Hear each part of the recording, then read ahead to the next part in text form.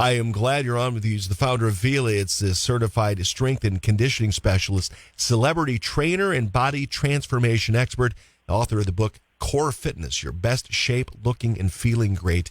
I'm going to tell you real quick before we get into what you and I are talking about, which is 5 easy food changes to help you hit your 2021 health goals.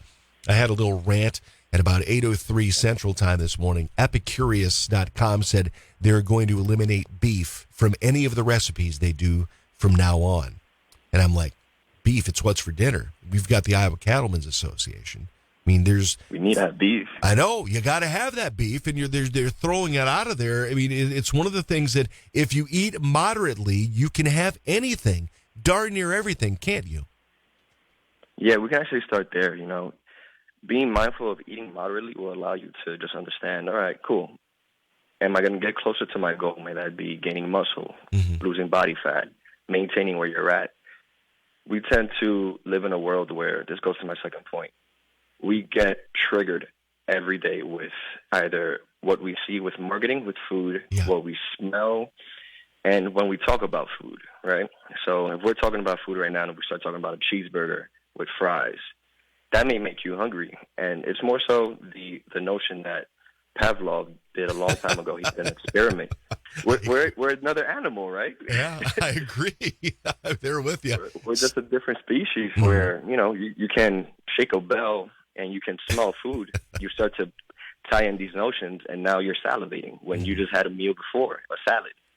Yeah. So with eating moderately and just being mindful of, hey, I don't need to eat again. This is just the way that my body works. When I see food, it makes me salivate, makes me hungry, and starts that process. I think a lot of people could be mindful of now seeing changes in their body just by being mindful of what they're thinking and what they're seeing. Exactly. At my lightest here over the past couple of years, I was down like around 235. I'm sitting around 260 right now. So I've got a ways to go to get back to where I need to be. Today was the first full-on shorts and polo day of the year because we finally got warm enough here in the upper Midwest to do this. So I know that I've got I know I've got a way to go, though. And part of it is having an understanding, Raphael Velasquez, of whether you're hungry or whether you're thirsty. This really turned me on my ear when I read this. You said, at times we think we're hungry when we're truly thirsty. Where does that come from? It's when you look at it, we're about 60 to 70% made up of water. And there's a lot of functions in the body that require, just the elements that make up water. You have hydrogen, you have oxygen. And I'd like to start my day off by just drinking 2 cups of water. So anybody listening, start off with 2 cups of water and take some time to just see how you feel after that. And, you can think about it like this. When you sleep, you're going to perspire. You're going to lose water. You're going to lose the hydrogen, some oxygen.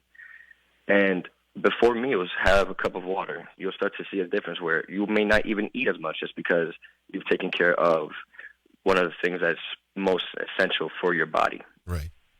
That's the thing. It also helps your skin as well because you're losing those. It's not only that, but it's also through just simply breathing overnight as well. You're exhaling a lot of water from your body at this point. So that's one of the first things I do. I take my pills first thing with a cup of water, and I come in here and I take another cup of ice cold water. I mean, for some reason, it gets me going, and I really love that. One of the first things I noticed, Raphael Velasquez, is this.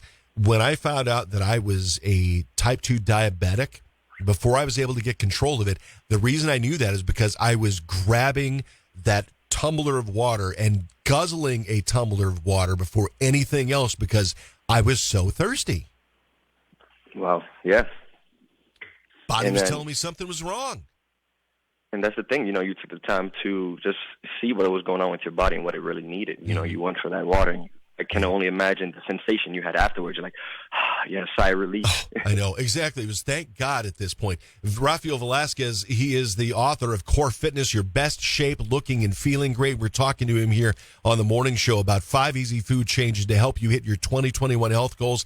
I'm going to tell you, I'm going to use me as an example again. I'm not perfect, but I know my body and what's going to work. For me, it was about eating. I like the way you put it, eating perishable food. I talked about eating raw food because it's eating food that I make from scratch rather than having all the processed stuff.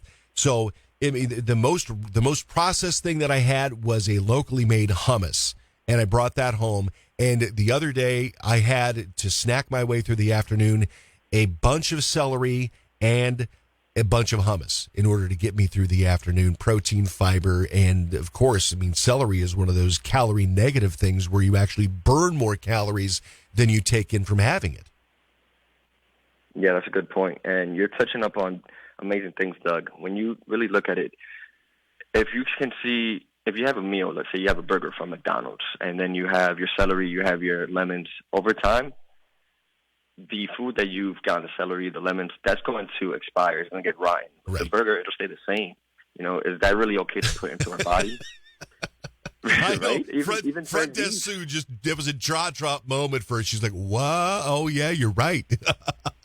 I got you, Sue. Yeah, it's the truth. You're right. I mean, the Cheese Whiz that's sitting out there, the Velveeta, is that really good for you? Or maybe it's going to be the cheddar cheese you cut up into cubes and you have the cheddar along with a little bit of roast beef or something like that you have sliced up and sitting there. Because if it's going to go bad, you're going to want to eat that, and it's going to be real good fuel for your body.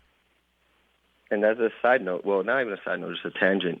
When we look at the beauties of life, the things that matter, we need to go back to just enjoying the little subtlety of biting into whatever we're eating, like a salad or a fruit, the celery into the hummus, just enjoying the crunch, enjoying the chewing, the flavor. We've definitely gotten into a world where it's very fast, fast foods, fast tech, fast everything. Mm-hmm. And to take a second to slow it down and to just enjoy the meal, that will allow you to realize, okay, cool, I'm satisfied. Not to the point that I have the itis, which I call just not being able to move. Your stomach is up, your shirt is up, your stomach is out. It's more so, let's enjoy the time that we set to eat. If you're amongst people, enjoy that as well. Exactly. Hey, you're from a Dominican family, Raphael. I wanted to talk to you a little bit about when you get into these different cuisines. Around here in Cedar Rapids, we've got this large Czech population, a lot of Eastern European, a lot of Irishmen, a lot of Germans, and up in northern Iowa, a lot of Nordic. I think there are a lot of the regional flavors that can sometimes be a little bit hefty as far as the amount of carbs, because, as with you as a Dominican, more island related, for a lot of the ancestors of people here, they came from these areas that were much colder for 6 to 7, 8 months out of the wintertime. How can you maybe work your way through some of these substitutes in cooking the recipes in order to do better for your body? For sure. So just being Dominican, there's a lot of fried food. The portions of carbs for us is either plantains or rice.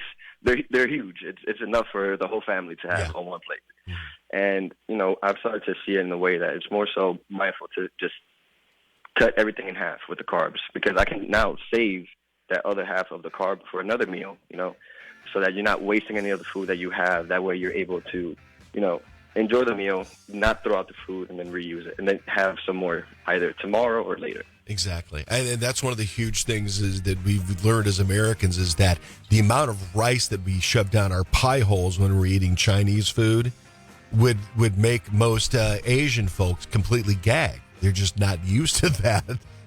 When they look at us, it's funny. You watch them eat at the restaurant, and the portions are smaller, much smaller. Exactly. That is. Raphael Velasquez, thanks for joining us here on the program. The name of the book is called Core Fitness, Your Best Shape, Looking and Feeling Great. I want to have you back again. You are an awesome guest, Raphael. You're doing the Lord's work, and we appreciate you joining us here on the morning show, okay? Thank you, Doug. It's all stewardship.